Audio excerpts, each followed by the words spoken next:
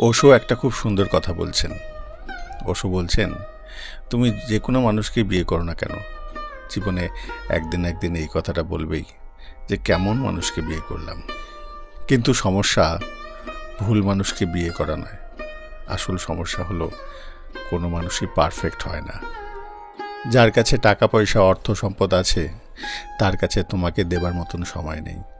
আবার যার কাছে অগাধ সময় রয়েছে কিন্তু তার কাছে অর্থ সম্পদ টাকা পয়সা নেই। যে মানুষটা রোমান্টিক হয় সেই মানুষটাকে ভরসা করা যায় না। যে মানুষটা লয়াল হয়, যে মানুষটা অনুগত হয়, সেই মানুষটা বোরিং মনে হয়। যে মানুষটা সবসময় সত্যি কথা বলে সেই মানুষটার কথাগুলো তেতো মনে হয়। যে সবসময় অ্যাভেলেবেল সেই মানুষটার কদর হয় না।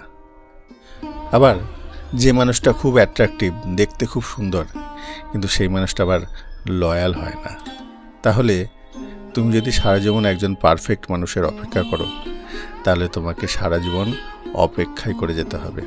তাই কোনো মানুষ পারফেক্ট হয় না, তাকে পারফেক্ট করে নিতে হয়।